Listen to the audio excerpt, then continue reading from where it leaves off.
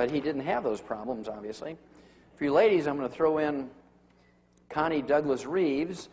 Back in September of 2002, she turned 101.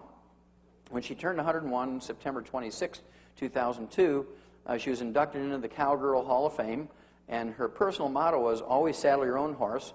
And to me, she looks like one of those feisty little people that wouldn't listen to a doctor. You know, she's got her thumbs in her belt, she's got her shoulders back, her chin's out. You can just imagine a doctor saying to her, look, Connie, you're 101 years old now. It's time to give up salt. We've got to worry about your blood pressure. It's time to give up eggs and butter. We've got to worry about your cholesterol.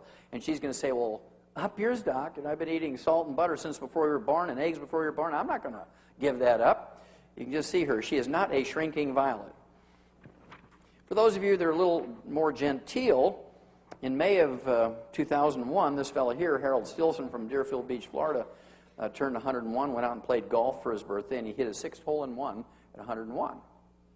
Now, you have to have a strong grip. You have to be able to see 108 yards. You know, you have to have good eye-hand coordination. You have to have good memory. You can't have Alzheimer's disease. You can imagine getting that golf club up there and saying, is this baseball? I mean, what am I doing here, right? And so he's color coordinated. It doesn't get any better than that for 101 years old. I think he looks pretty good for 101.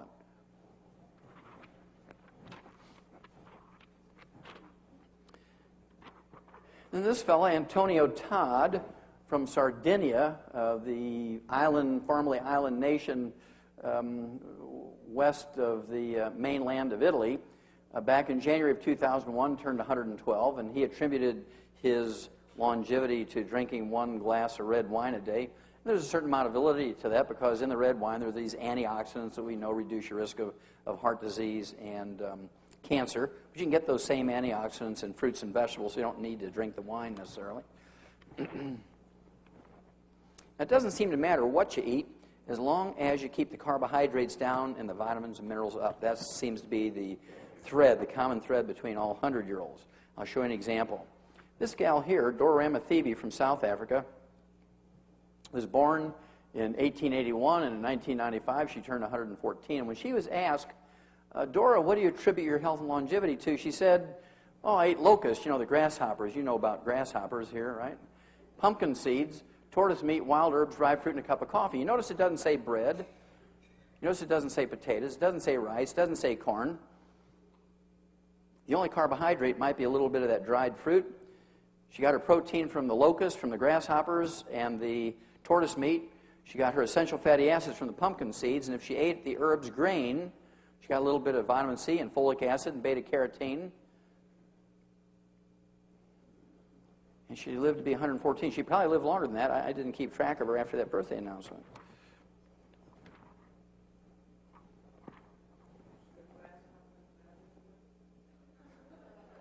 Yeah, crickets won't work. Okay.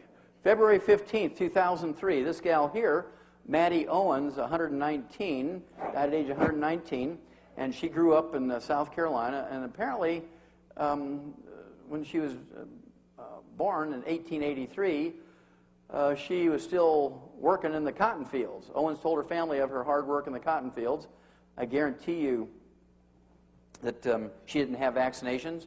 I guarantee you that she didn't have antibiotics. I guarantee you she didn't have 3 good square meals a day. But I'll bet you, because I spent a lot of time in Africa, 2 years in Africa, and I know what they did with their wood ashes from their cooking fires. They always put it in their gardens, even in Africa, for their cabbage and their tomatoes and beans and so forth. And so I bet that her parents put the wood ashes from their cooking fires into the gardens. And one of my favorite birthday announcements goes back to 1995. This was a birthday announcement for Jean Calment from France. And she was documented by the Guinness World Book of Records being the oldest living woman at the time. There was more than 200 women who claimed to be older than she, but they didn't have the paperwork to prove it. Jean Calment had the paperwork to prove, to the satisfaction of the Guinness World Book of Records, that February 21st, 1995, she was in fact 120. February 21st, 1996, she turned 121. February 21st, 1997, she turned 122. And she died in August of 1997 at age 122 years and 164 days. She died suddenly of a stroke. She was up cooking her eggs and singing Farah Jacques. Farah Jacques, Farah Jacques. Ah! Fell over dead. Didn't have Alzheimer's disease. She was bright and mentally alert until the moment she died. She didn't have cardiovascular disease. She didn't have diabetes. She didn't have cancer. And she did have rheumatoid arthritis in her hands. You can see, but that's pretty good. Lived to be 122 and a half. Die suddenly without being mentally infirm. I mean, that's the way to do it, right? I thought this one was kind of cute. I was in Adelaide, Australia, back in October of 2003 when this came out in an Australian newspaper. World's oldest man dies at 122. A Cambodian tiger hunter by the name of Sek Yi, who is also the martial arts expert, attributed his longevity and that of his wife, I'm assuming a widow now, Long Uk, 108, to smoking and prayer. That's kind of a strange combination. But I'm sure he had got some mineral somewhere.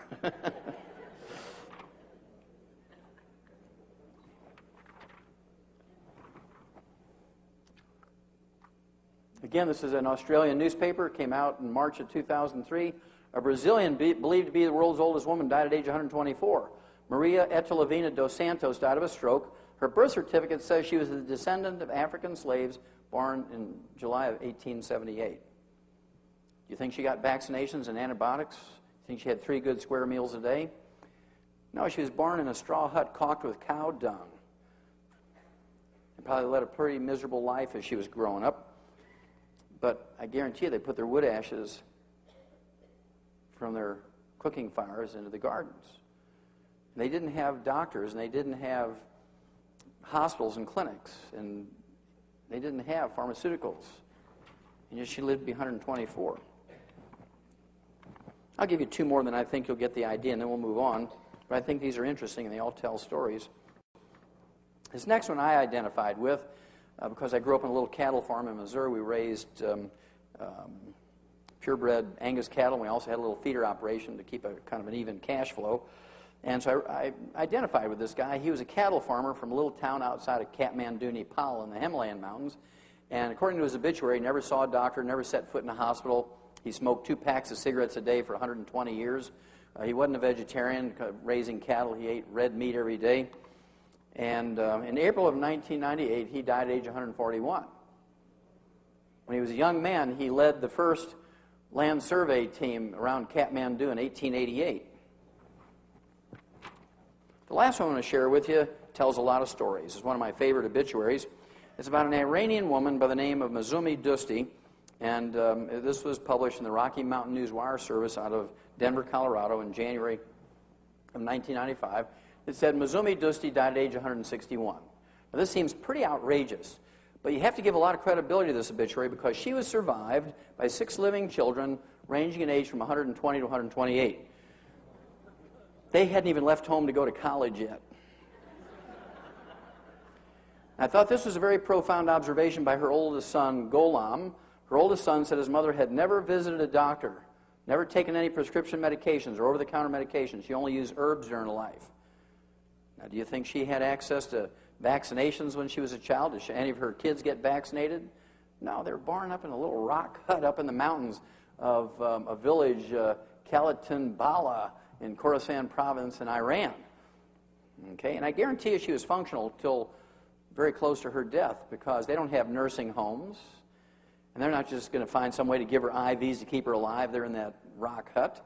And so she had to be still able to snap beans and skin carrots and cook and sing lullabies to great-great-great-great-grandkids. And whatever she did sewed maybe. We all have these genetic capacity to live well beyond 100. Experts in longevity, experts in gerontology and genetics tell us. We all, every one of us, each and every one of us in this room has the ability to live well beyond 100. And the only reason why we don't, the shortest way to say it, is because we do too much of the bad stuff and not enough of the good stuff. That's the most succinct way I can say it. We all have the genetic capability to do it.